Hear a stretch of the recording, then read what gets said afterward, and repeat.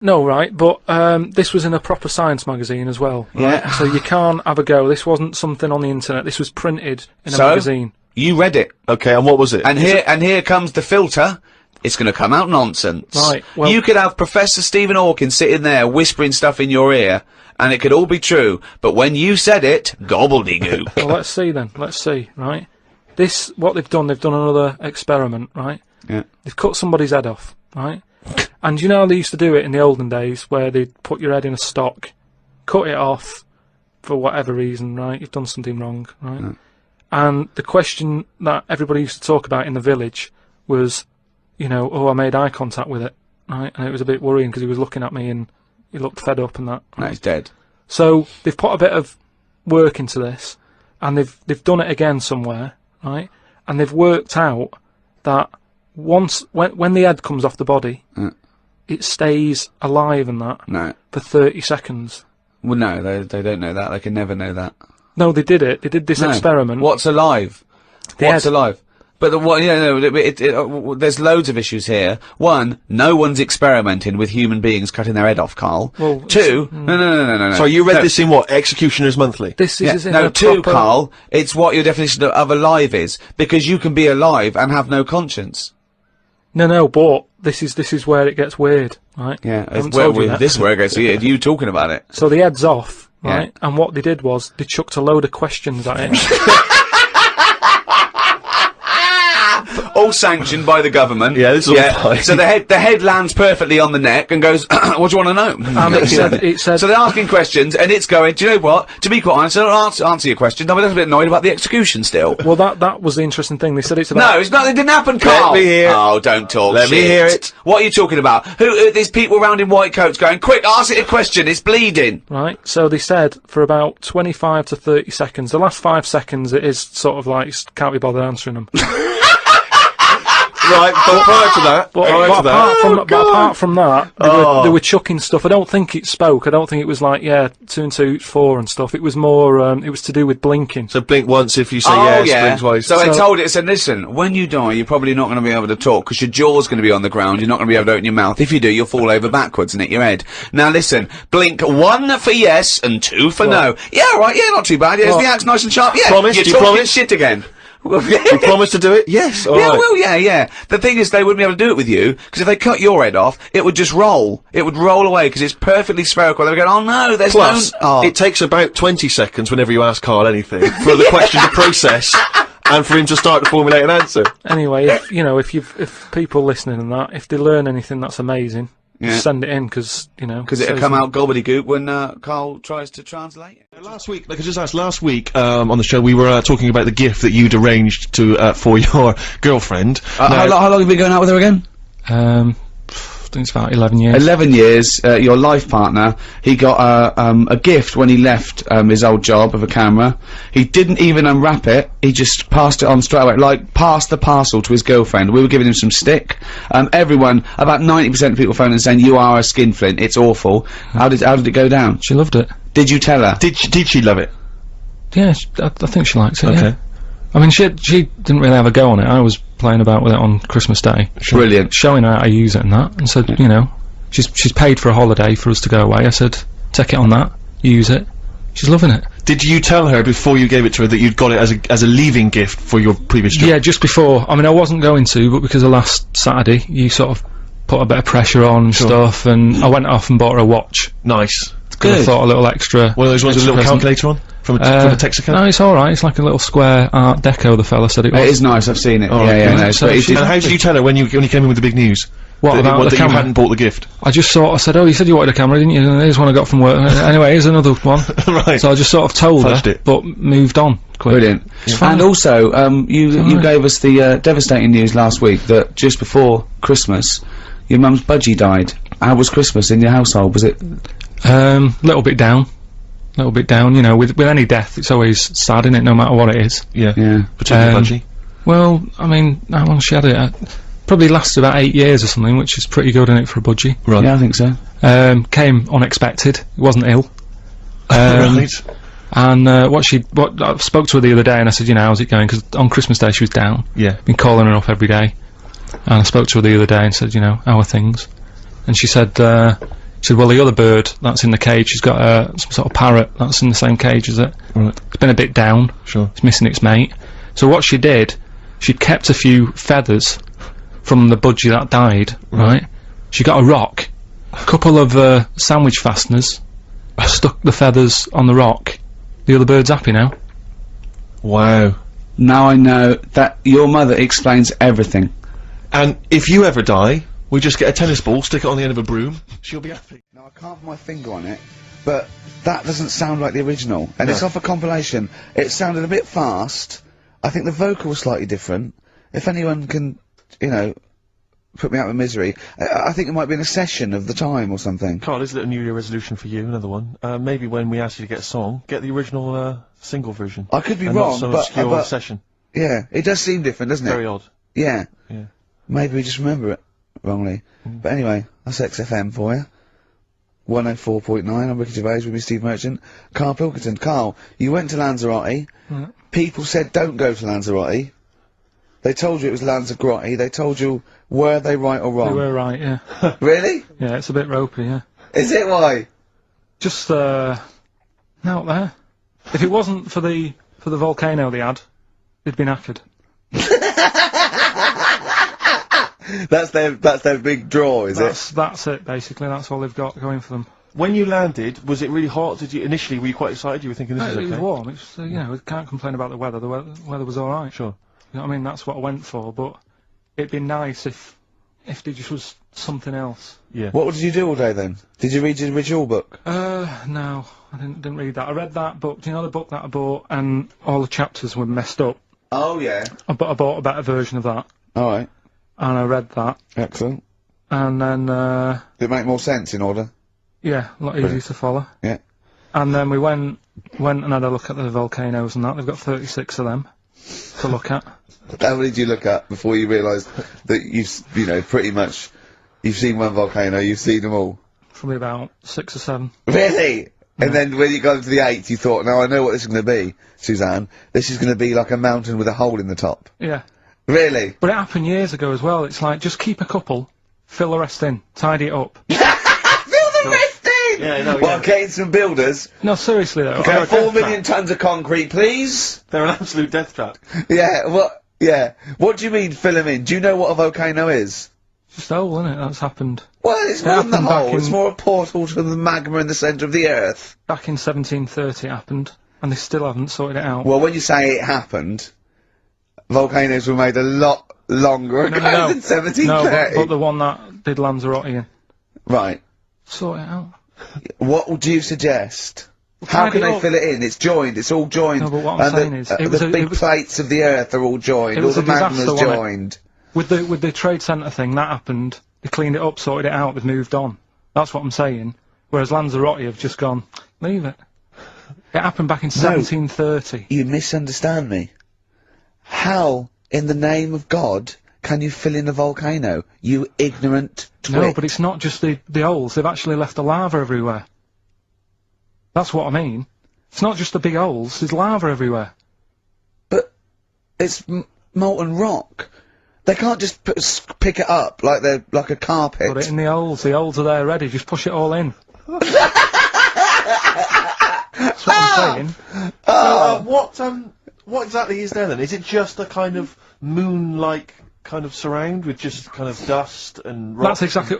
You see, I was there when the Mars thing went wrong. Yeah. I would have just sent a camera crew there, filmed a bit of that, right, and say, here we are. This is it. Ignore the little coffee shop in the background. Right? This is Mars, because that's where it's like just loads of dust, Yeah. holes everywhere. Tidy it up. Little round-headed aliens complaining. yeah. It's just like Mars. Yeah. So, So, is there any? What's the best bit about the holiday? Come on, pretend you're Judith Chalmers. I have been doing. I would have done all that. I would have said that. Don't bother. Right. I mean, the hotel was good. Yeah. That was alright. What was that like? It's alright. Just, you know, clean. That's all you want, isn't it? See, that's not quite what Judith Chalmers does. She doesn't go, "What's the hotel like?" All right, yeah, clean, isn't it? All right. What was it like? Was it what was it? 3-star, 4-star? Did it have a swimming pool? What was the Yeah, room like? had a swimming pool and that. Yeah. Yeah, it's good.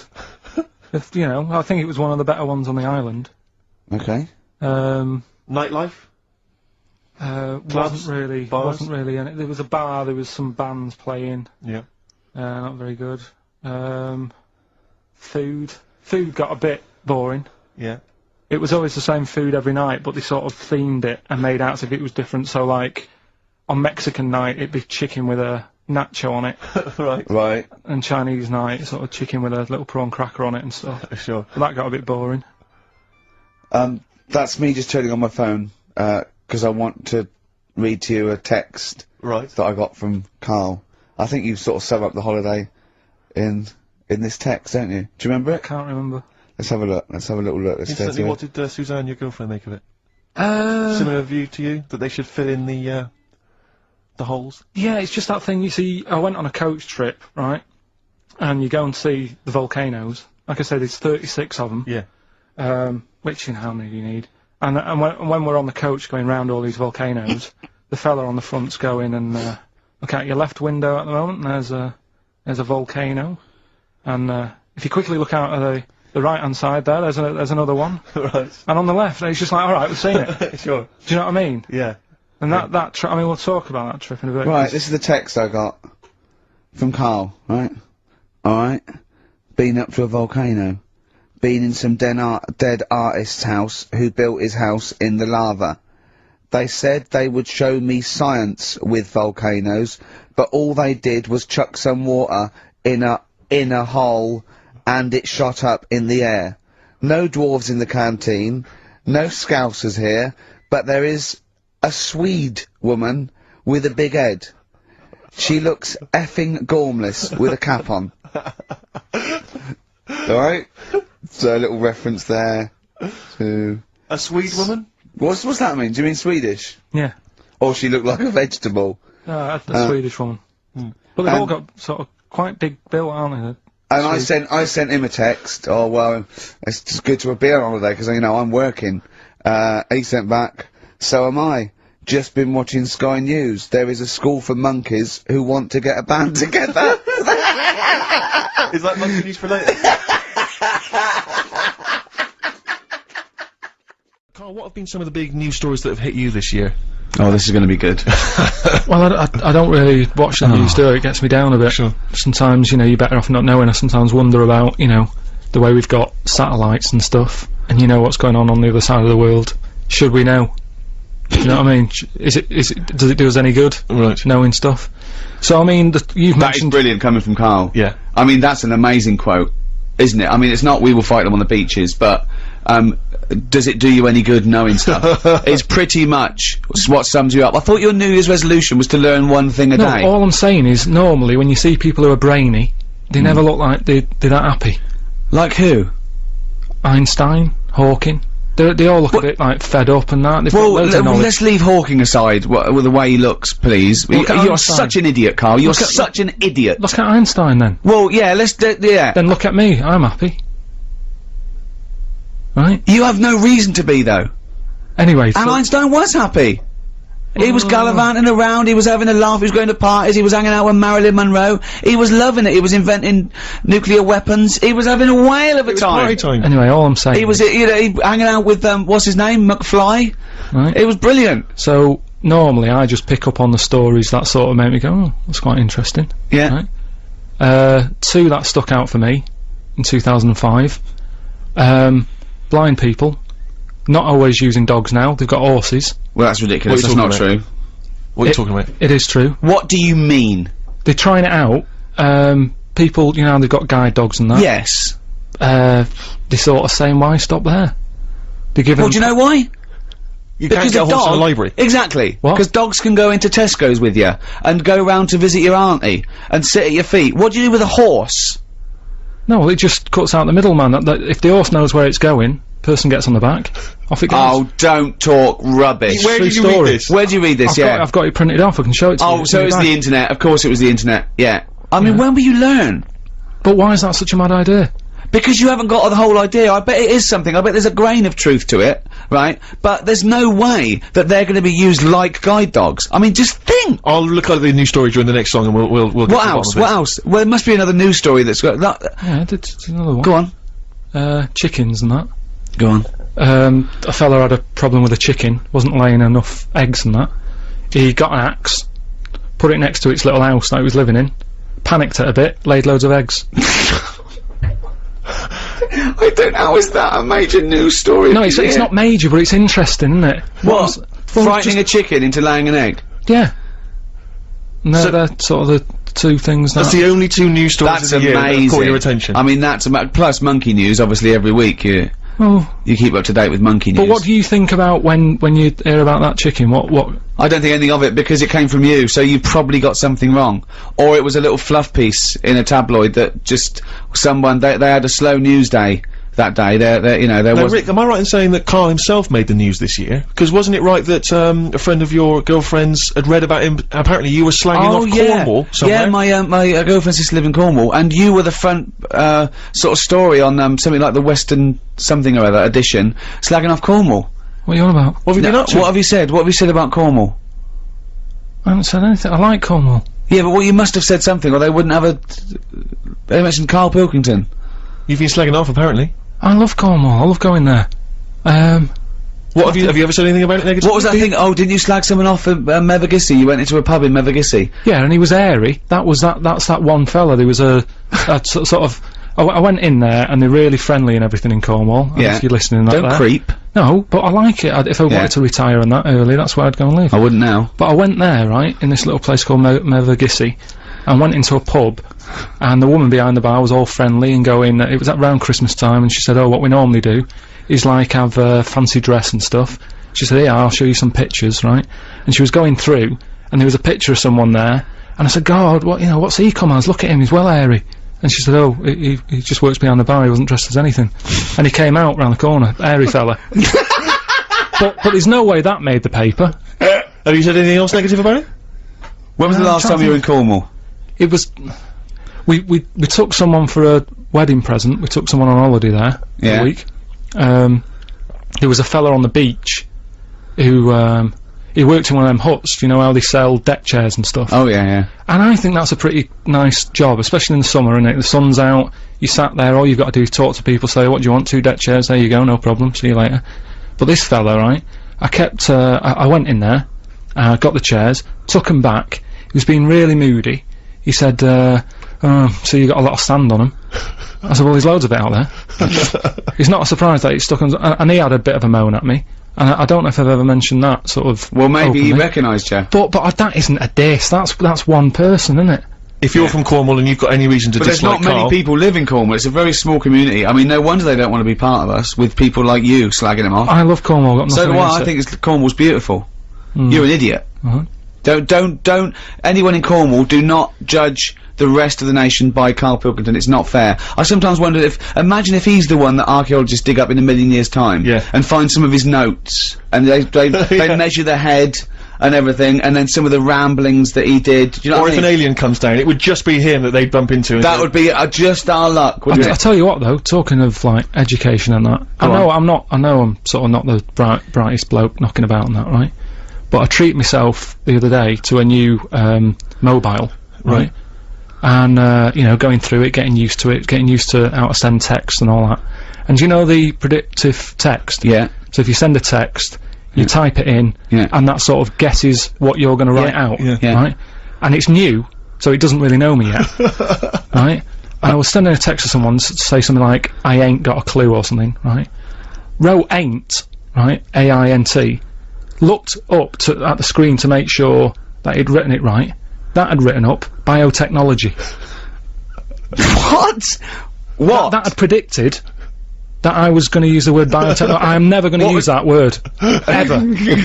What? I ain't got a clue? No, ain't. A-I-N-T. Yeah. I wrote that, just A-I-N-T on the phone. Looked up. I love the fact that you've got a cleverer phone than you. So good Christmases, yeah, all round. Definitely for me. Had a great time, yeah. Carl? It's alright. How does it rate with, what did Suzanne get you? She got me, you see, you were having a go at me about giving her, a camera, right?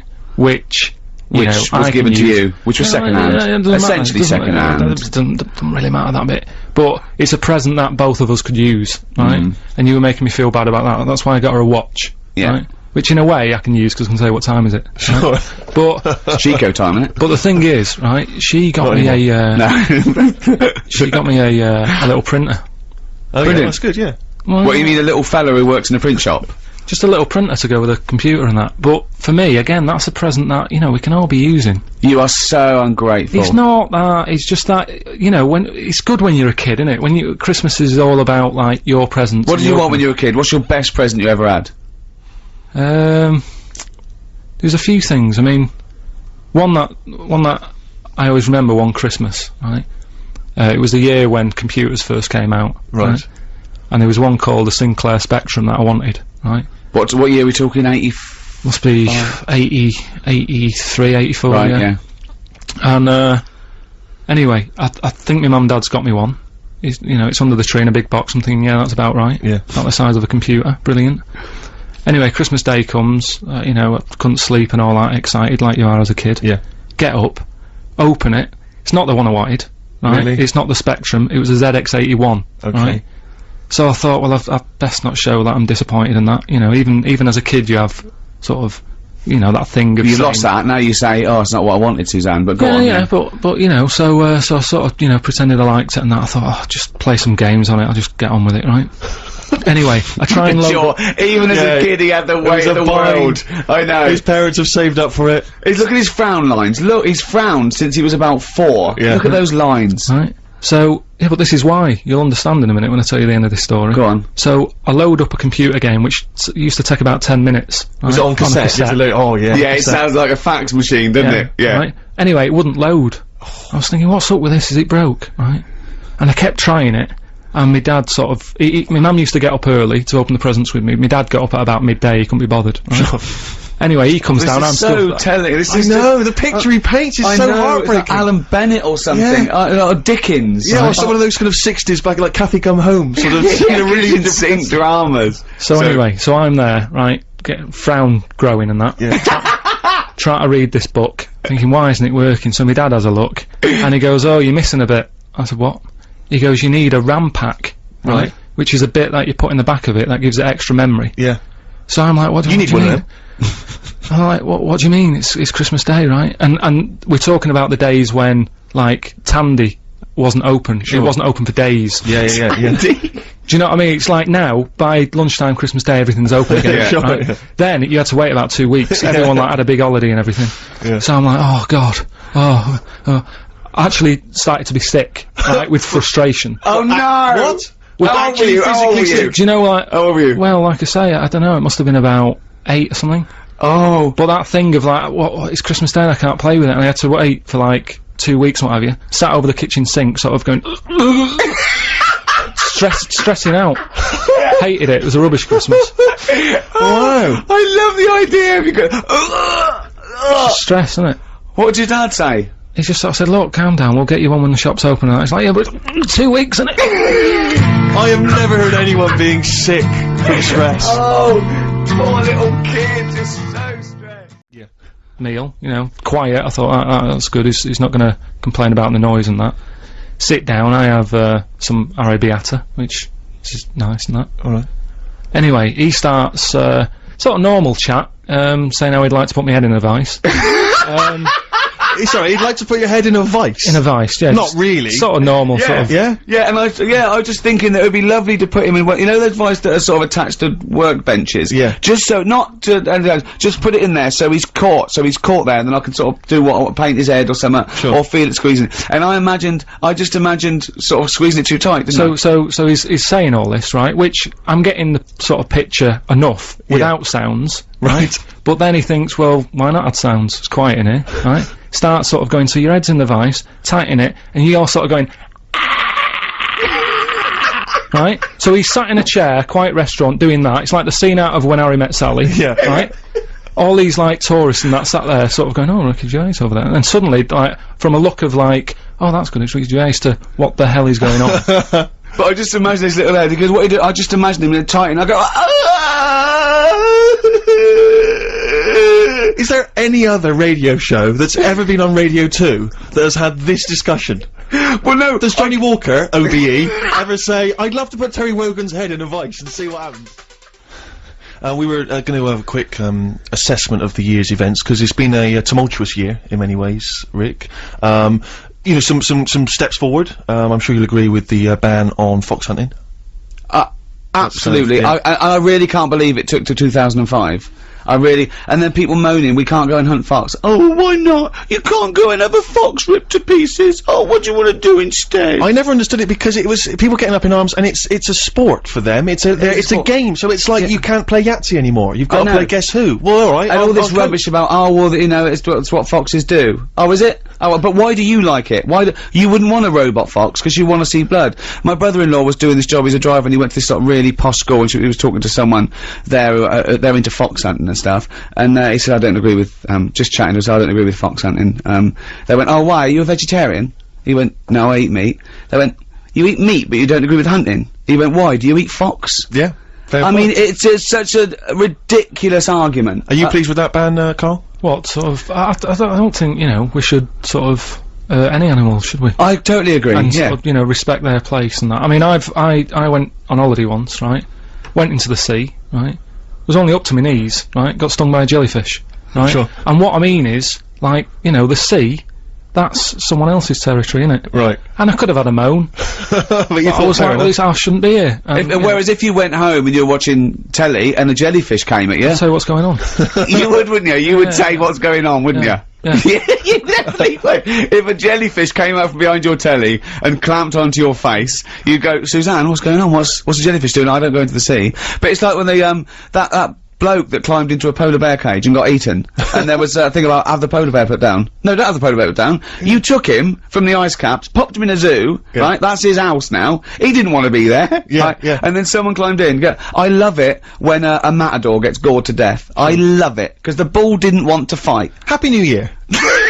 But also this year, of course, we've had the gay civil marriages, or the civil ceremonies. I'm not entirely sure yet what this is. Do we loosely call it gay marriage, just for the sake of ease? No, well, it's just it's officially a civil marriage, isn't it? They're not saying it's a marriage as such, because I don't know if the church acknowledge it or not, I'm not sure. We got enough vicars listening. They could let us know. Let us know, yeah. But I don't know if you read it, I read it in the paper the other day. But the church is gonna look nice, isn't it? The flowers are gonna look brilliant, really good, aren't they? But I don't know if you read the other day that I was pleased to read that John Inman, Mr. Humphreys from Are You Being Served, has just been involved in his civil ceremony with his long-term partner. Whoa. John Inman's gay. Yeah, no, I know. Stunning, isn't it? I know, unbelievable. I do like it when one of those sort of people that are so obviously gay, they come out after like years, like Elton John comes out and goes, actually, I've got some news. Sit down. Mate, just sit down, I've got some news for you. Oh, hello, Alan. Like your new pink tracksuit, by the way. That's what I want to talk to you about. I'm actually gay. And they all have to go, you're joking. Yeah, they gotta fake it. No way. Like when someone knows there's a surprise party for them, they gotta pretend that they, oh my god, I can't believe it. But, yeah, so what we've had, it is a year of disasters, which is, it does seem worse this year. I don't, maybe I'm hitting that age where I think there was like, it was nicer before, but it was a year of disasters, wasn't it? It's been terrible. Well, we've had obviously Hurricane Katrina and the tsunami and the earthquake and things, and it's obviously been terrible, and we don't want you to be flippant about that, but the only time I was praying for a natural disaster of biblical proportions was when I was watching Celebrity Love Island. and it never happened, sadly. And some of the dregs of humanity on that show, I mean, I don't know if you saw it, but Paul Danan is a joy, because he's a mental case, and I'd say, I don't know if that's libelous, but, I mean, if anyone's seen the show... What did you say? I said he was a mental case. Yeah, it's pretty libelous, I think, I think he could sue you there. Okay, well, I'll take that back. But, take that back, he's not a mental case. But he is, I think... I mean, let's face it, before you, say anyone is stupid or a mental case, do the old binary sort, are they madder and thicker than Carl? If not, I think you know... That means I can never accuse anyone of being stupid. But I love that he was talking about Lady Isabella Harvey, and he went, I love Lady Isabella Harvey, because, the thing is, like, she don't like books, and I don't like books. Brilliant, they got something in common then. The idea that something in common is something that they don't do together. I love the idea that people like us were sitting around just praying for a big wind. Just a big wind. And the only big wind was from Rebecca Lewis. In fact, the thing is about the world and Carl is that he's the same shape as the world, and that's why I like him, because that's all you need there, a little round... I can't help but think the pot calling the kettle black there, Rick. What? My body's round, my head is sort of fat and square, so how dare you? Just quickly before we move on to the final bit of the sermon, we just thinking back to some of the other highlights of the year. One of mine, Rick, I'm sure one of yours, Live 8.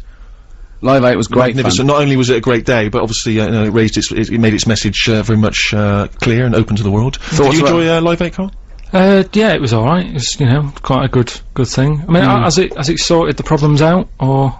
Well, it's more about raising awareness, isn't it, and bringing that to the world's attention. I'm aware of it, so yeah, it's sort of done the job on that. But I read something about unbelievable. Do you know? But you know, because Live 8 was all about money and stuff, wasn't it? Giving money. And no, it wasn't really. Well, it was about awareness, but it was about the G8 dropping the debt, cancelling the debt to the I think the 20th poorest nations or something, which I think. Yeah. Well, then I was reading up on that, and there was something about, do you know Bill Gates? Yeah. Who did the computer stuff, didn't he? Yeah. I think he's the Microsoft. wealthiest man in the world. Or Absolutely, the first 100 billionaire. Wow. Was he? That is a lot of money, because they worked out, they put to him that, with his labour, what his labour's worth, he would have to drop over $6,000 to be bothered to pick it up. Wow. And they asked him, and he said, well, of course I'd pick it up, you know, because it doesn't work like that. But yes, he's that rich. But he could just pay someone to do it as well, couldn't he? Okay, get on with it, Carl. Again, you've missed the point. No, I mean, again, you've missed the point. But all I'm saying... Sorry, right, Gracie, in wherever you are, Carl's an idiot, and I stand by it. Bill Gates... And don't rip foxes to pieces. He's got that much money, right? He's saying that he could give everyone in the world, right, £6. Mm-hmm. Everybody, right? And just what I was thinking and what I would to say to you, see what you think, right? Do you think it's fair that everybody gets £6? Right, why? What's your point? What do you mean? You should mean the poor should get more? Well, no, not really. What I mean is, say like if you live in Africa, right? Yeah. You can get a lot more for, say, £1 there than you can in London. So what I'm saying is, rather than £6 each, yeah, maybe give people in London a tenner each. In Africa or whatever, give them about £3, £3.50. So you're saying, give the poorest people less, so they can get as much for their money in their Argos? Yeah, basically. You're saying, if you were to redistribute wealth, you'd give the poor people slightly less than the rich people because they've got a higher standard of living. Gracie, once again, can I come back to you on this? Do you know now why I call him a dick? Oh, you know what I like about Gracie? She told the truth and she put her name. It's Grace, actually. She put her name down. Some people, I mean, just say you're a prat and they believe they just shout at you across the street. Oh, fat man! You're not funny! Yeah, but, you know, I mean, I rest my case. Carl, you're an idiot.